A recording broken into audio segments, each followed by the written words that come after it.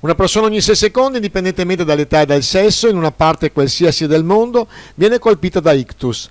Prevenirlo, riconoscerlo e curarlo adeguatamente può fare la differenza e fermare le lancette dell'orologio. L'eco color Doppler dei tronchi sovraortici è uno degli screening più accurati ed economici che può aiutare a giocare d'anticipo nell'ictus. Nella prevenzione della malattia è fondamentale conoscere i fattori di rischio personali, quali pressioni alte o diabete, e essere fisicamente attivi ed esercitarsi regolarmente. Per tutto il periodo 2019-2020 il pool ambulatorio Medica Taglio di Po promuove la salute delle carotidi attraverso un'analisi individuale. Ascoltiamo dai protagonisti questa interessantissima iniziativa. E stasera stiamo presentando il progetto Ictus Zero. Il 17 di novembre avremo una giornata aperta a tutti gratuitamente per il controllo delle carotidi, dei tronchi sovraortici. In merito a questa possibilità di essere controllati gratuitamente ci saranno professionisti di alto calibro e abbiamo la possibilità di dare alla popolazione del Basso Polesine questa opportunità. Correlata a questa, per tutto l'anno daremo degli incentivi, comunque delle sponsorizzazioni per le visite cardiologiche, le visite endocrinologiche e tutto quello che può ruotare intorno a questa valutazione medica. È molto importante perché, come si vedrà nella locandina, ci sono numerosi morti molto prevedibili e semplicemente basterebbe un controllo. Il progetto Ictus Zero è un progetto trasversale che interessa sia la popolazione che la medicina generale ed è uno sforzo incredibile che stiamo facendo con le società scientifiche e la Società Italiana di Diagnostica Vascolare, che oggi rappresento qui in questa sede, e la Fondazione Italiana Vascolare.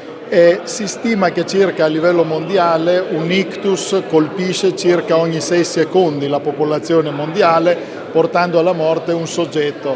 Ecco, questi sono numeri che fanno riflettere perché purtroppo bisogna fermare le lancette dell'orologio. Bisogna fare in modo che la medicina generale, la medicina vascolare e la popolazione possano integrarsi in maniera da trovare subito i soggetti che possono avere questi fattori di rischio. Si farà un'ecografia alle carotidi in maniera da essere certi che dal punto di vista vascolare il soggetto è sano, oppure se ha problemi verrà seguito nel follow up, ma quello che è fondamentale è che insieme cercheremo di fare quello che io chiamo miracolo quando le persone si mettono insieme, e cioè di portare l'ictus pari a zero.